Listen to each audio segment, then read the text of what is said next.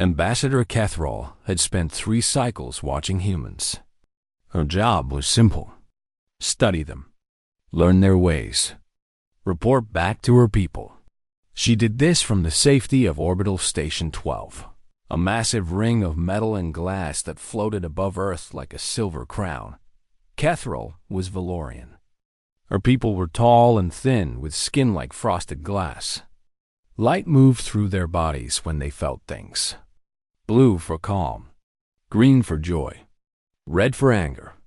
They could also see these colors in other beings. Every creature with a mind had an emotional glow, and Valorians could read it like words on a page.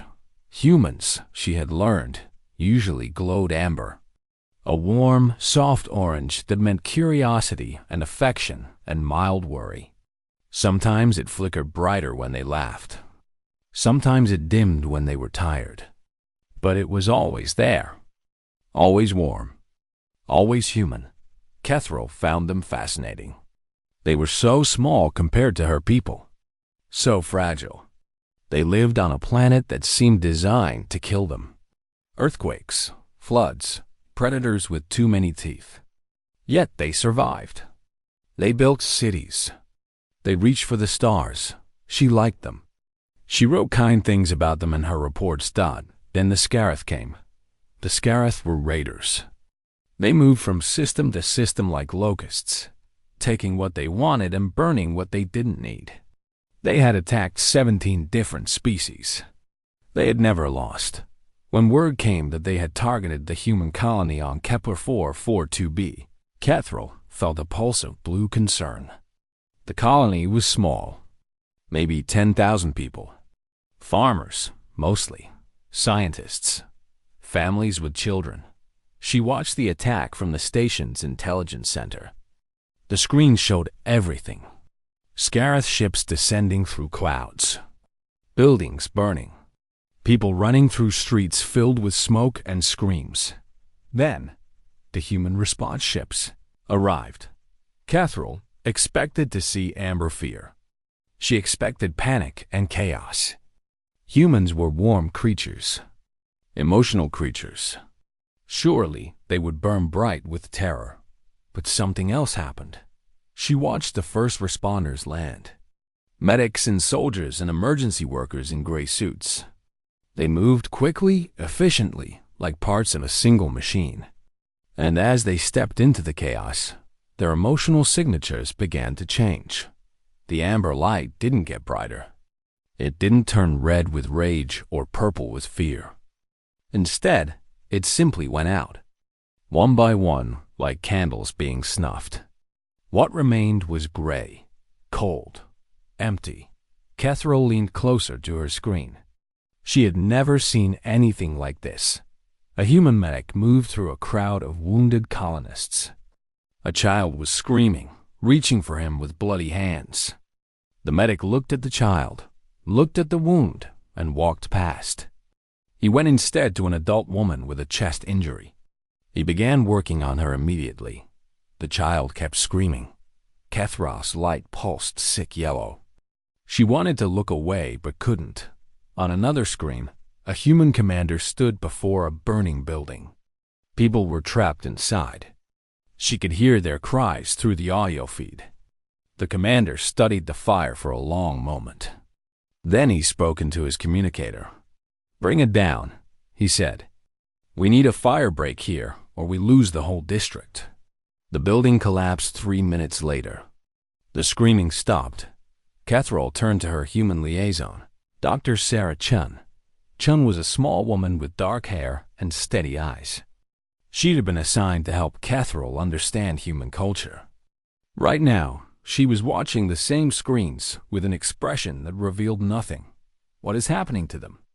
Catherall asked. Her voice came out thin and strange. Chun didn't look away from the screens. "They're compartmentalizing. I do not understand this word." "It means they're putting their feelings in a box," Chun said quietly, "so they can do what needs to be done." Catherall watched the medic move to his next patient. His hands were steady. His face was calm. He looked like a machine wearing human skin. But the child, Catherall said. He walked past the child. The child's wound wasn't survivable, Chun said. The woman's was. He had to choose. How can he choose such a thing? How can he not feel? Chun finally turned to look at her. There was something old in her eyes. Something tired. He feels, she said. He just won't feel it until later. Maybe tonight, when the work is done.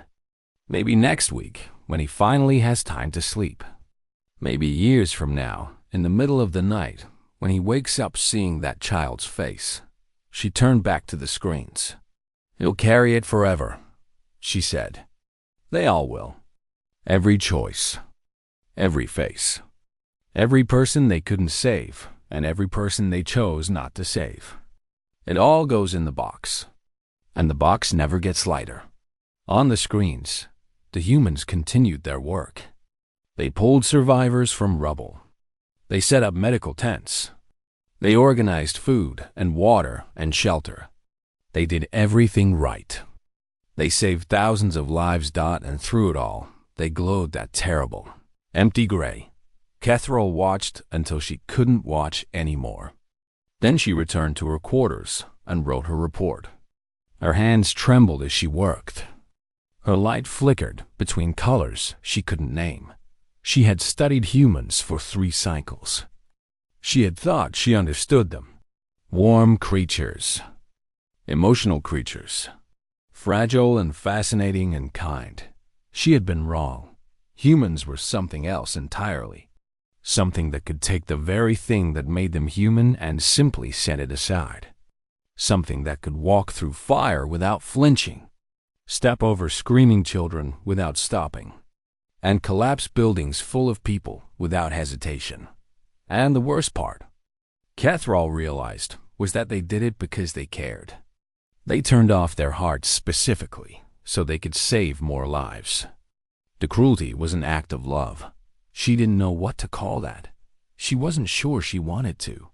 The Galactic Council met 6 standard weeks after the Kepler 442b incident. The Great Chamber was full of representatives from 100 different species.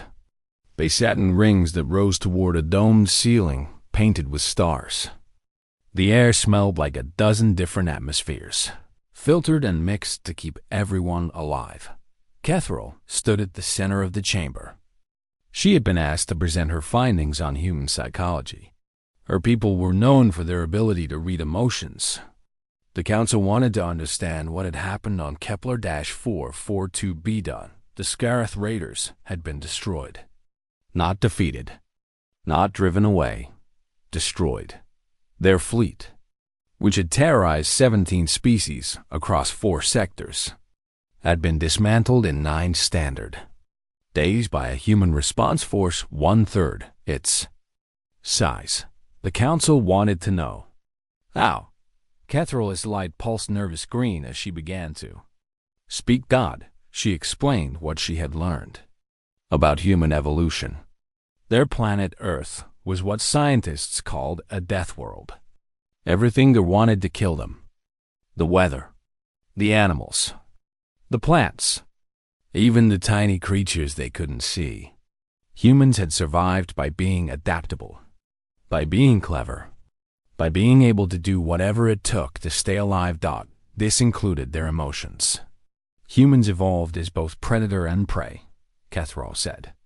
They needed empathy to form groups and care for their young. But they also needed to hunt, to kill, to make hard choices when their survival depended on it. She paused. Her light dimmed as she remembered the screens. The medic walking past the screaming child. So they developed mechanisms, she continued. Psychological tools that allow them to control their own emotions. They can suppress their empathy when circumstances demand it. They can become something else. Something harder. The Morkai delegate raised one of his 4 arms. He was ancient, even by his species standards. His people were famous for their pacifism. They had not fought a war in 10,000 years.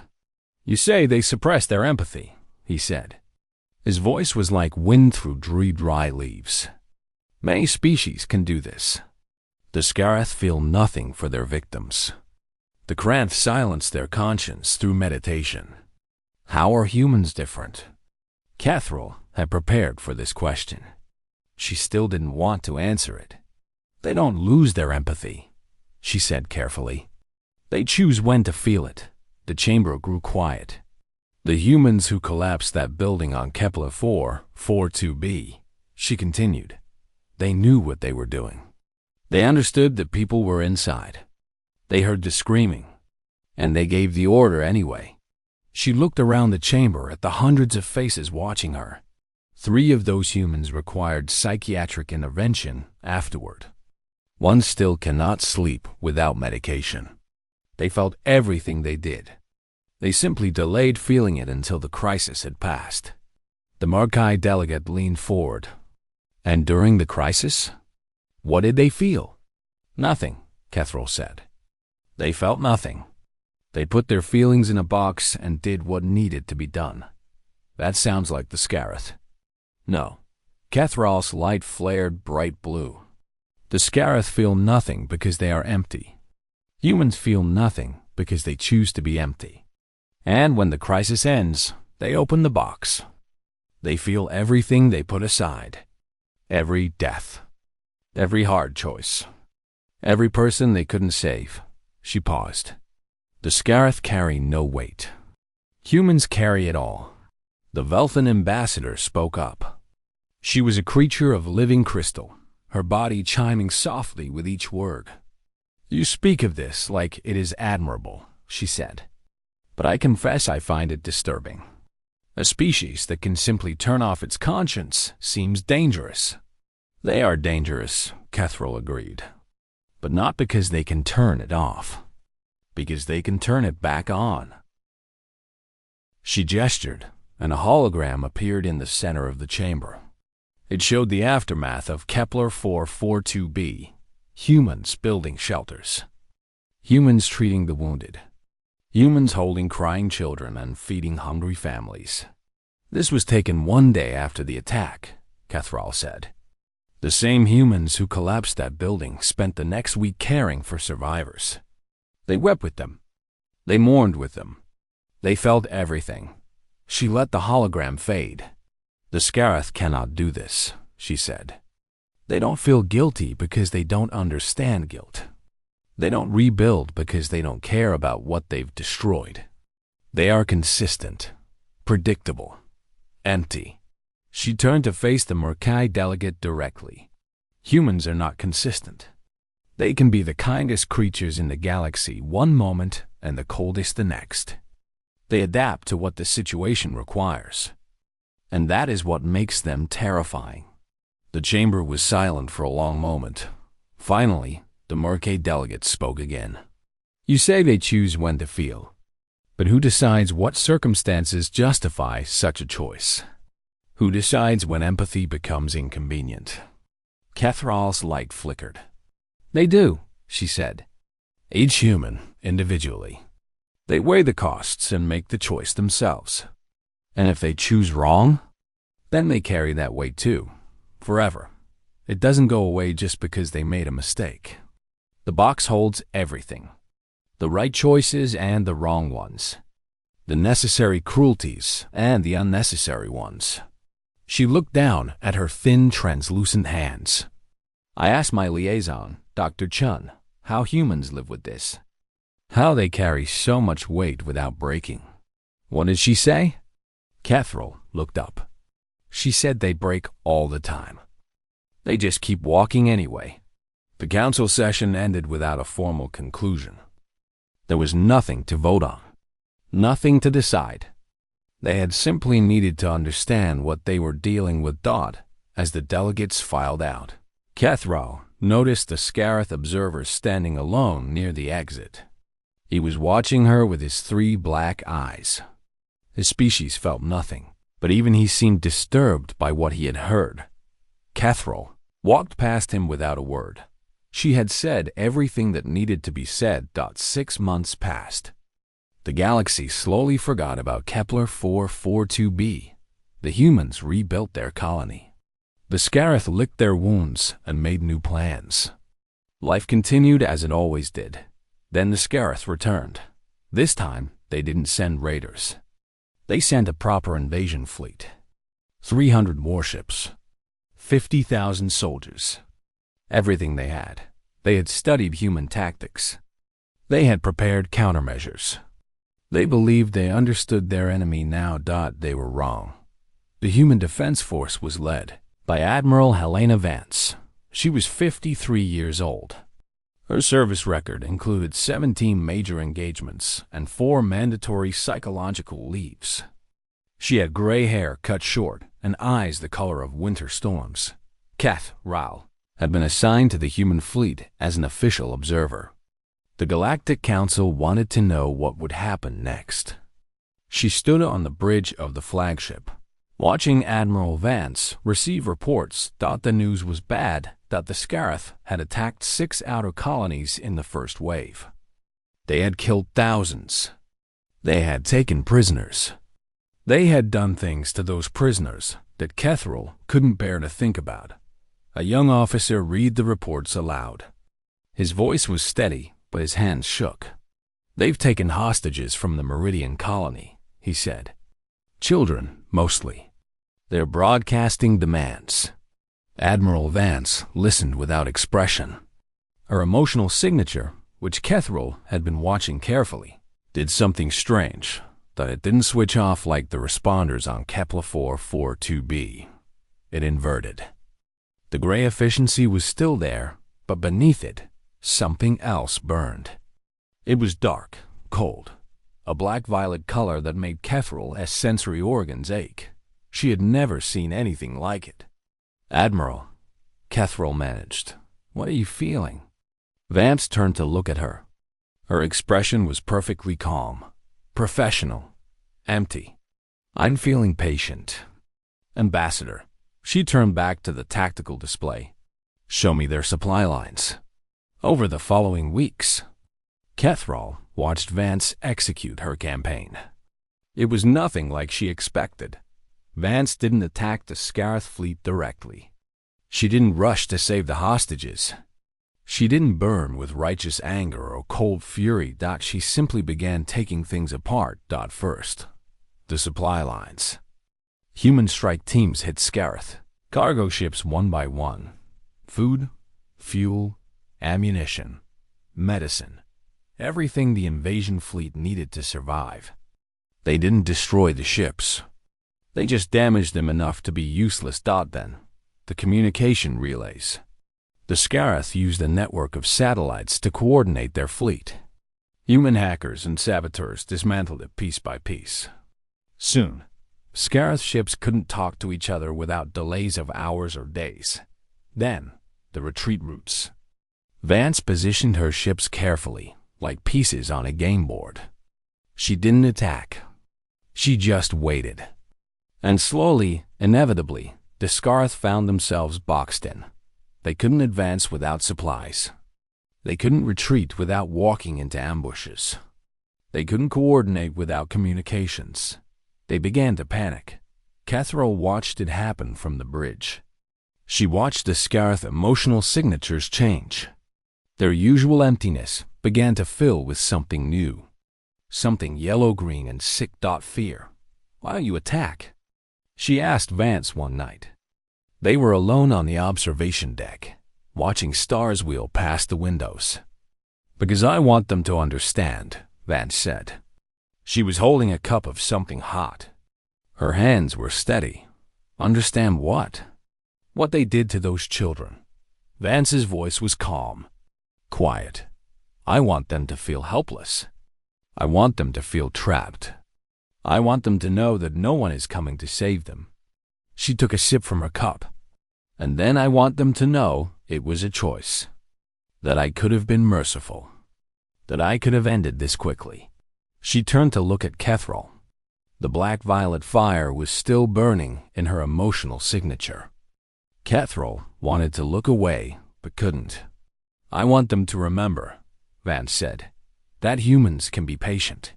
3 weeks later, the Scarith broke. They had run out of food.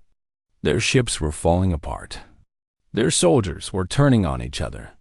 When Vance finally opened a path toward her defensive positions, they charged through it like drowning men swimming toward air. It was exactly what she wanted. The battle lasted 4 hours. The Scarith came in desperate waves, and the human fleet cut them apart. Vance had planned every angle, every approach, every possible escape route. There were none. When it was over, 80% of the Scarith fleet was burning wreckage. The rest had surrendered. Kethril found Vance afterward, alone in her quarters. The Admiral was sitting at her desk, staring at casualty reports. Her emotional signature had changed again. The black-violet fire was gone. In its place was amber shot through with deep blue grief. She looked old, tired, human. Was it worth it? Kethril asked. Vance didn't look up from the reports. "We saved the hostages," she said. "Most of them. The Scarith were too hungry and scared to guard them properly by the end." "That's not what I asked." Vance was quiet for a long moment. "Ask me in 20 years, she finally said. "That's how long it'll take me to finish paying for today." She picked up another report. "Now, please leave. I have letters to write. Families to notify." Kethril left without another word. She understood, finally, what humans meant by the weight. It wasn't just guilt. It wasn't just memory. It was the knowledge that every choice had a price, and that price never stopped being paid. Vance had done terrible things. Necessary things. Things that saved thousands of lives and cost hundreds of others. And now she would carry them forever. That was the human way. The war ended not with a treaty, but with a surrender. The Scarith Home Council, having reviewed the comprehensive destruction of their fleet, sent a single transmission to the human government. It was 3 words long. "We yield. Terms?" Kethril expected vengeance. The Scarith had killed thousands of humans. They had tortured prisoners. They had taken children hostage. They had done things that made even the hardened officers on Vance's ship go quiet with rage. By every measure of galactic justice, humanity would be entitled to impose crushing reparations. They could seize Scarith territory. They could demand the destruction of their remaining military. They could even, if they wished, push for sanctions that would strangle the Scarith economy for generations. Some species had done exactly that to defeated enemies. The galaxy was full of broken civilizations that had made the mistake of attacking the wrong neighbor. But the humans did something strange. They sent diplomats. Kethril attended the peace conference as an observer. She sat in the gallery and watched human negotiators face Scarith representatives across a long table. The Scarith were hunched and nervous. They kept glancing at the doors like they expected soldiers to burst through at any moment. The humans were calm, professional. Their emotional signatures glowed that familiar amber warmth. The terms they offered were firm but not cruel. War crimes tribunals for specific commanders who had ordered atrocities. Reparations to be paid over 50 years, in amounts the Scarith economy could actually sustain. Demilitarization of border systems for a period of 20 years. Monitoring of weapons production to prevent future buildups, but no occupation. No territory seized. No demands for cultural changes or regime collapse. The Scarith were allowed to keep their homeworld, their culture, their future. Kethril didn't understand. After the conference ended and the documents were signed, she found Dr. Chung at the celebration afterward. The small woman was standing alone near a window, holding a glass of something amber-colored. She was watching the Scarith delegates leave. "You could have destroyed them," Kethril said. Chung didn't turn around. "Yes, your people suffered. Your people died. Children were taken hostage. Prisoners were tortured. Yes. Why show mercy now?" Chun took a long drink from her glass. When she finally turned to face Kethril, her eyes were tired but calm, because the war is over. I don't understand. Chun set down her glass and leaned against the window frame. During the war, mercy would have gotten more of us killed. So we put it away. We did terrible things. We made hard choices.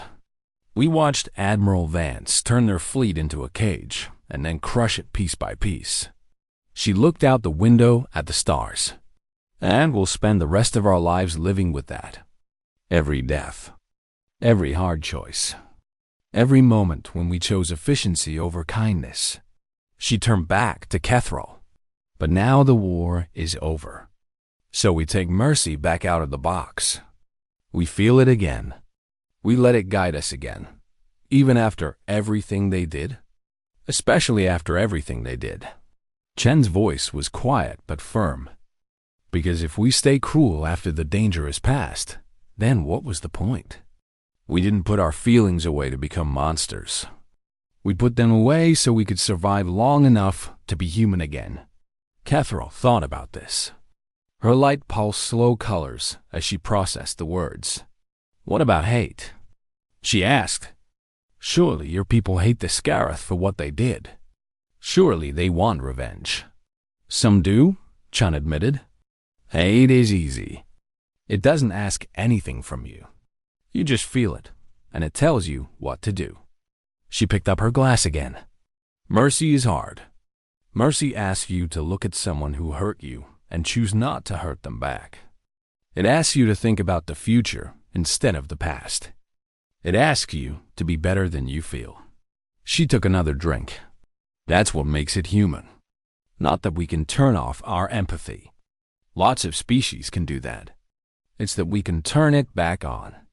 That we want to turn it back on, even when hate would be easier. Kethril was quiet for a long moment. And the weight? She finally asked. The cost of what you did during the war? Chen's expression flickered. Grief. Guilt. Acceptance. All of it mixed together in her amber glow. We carry it, she said. Forever. That's the price of being able to choose. She finished her drink and set the empty glass on the windowsill. But we carry mercy too. And hope and love. The box holds everything, Ambassador. The dark and the light. We don't get to pick and choose what we feel. We just get to pick when we feel it. She smiled. And it was a tired smile, but it was real. And right now, the war is over. So I'm choosing to feel relieved. And grateful. And maybe just a little bit hopeful about what comes next. She walked away, leaving Kethril alone by the window. 2 days later, Kethril submitted her final report to the Valorian government. She had spent 4 cycles studying humans. She had watched them at their worst and their best.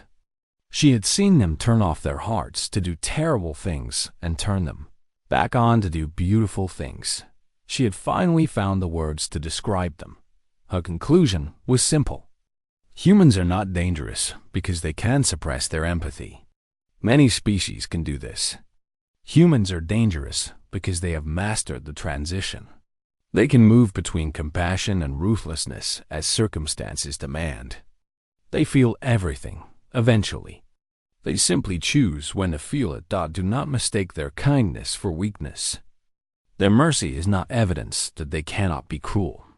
It is evidence that they have chosen today not to be. I recommend full diplomatic engagement. I recommend treating them as preferred allies, and I strongly recommend that we never give them a reason to put their empathy back in the box. She signed the report and sent it. Then she went to find Dr. Chun. She had more questions. She suspected she always would. Humans were endlessly complicated, endlessly contradictory, endlessly fascinating. They could collapse buildings full of people and then weep for them later. They could wage wars of patient devastation and then offer merciful peace. They could carry impossible weights and still find reasons to hope. They were terrifying, but they were also... Kethril was beginning to understand. Something else thought they were brave. Not because they felt no fear, but because they felt everything and kept going anyway. That was worth understanding. That was worth knowing. That was human.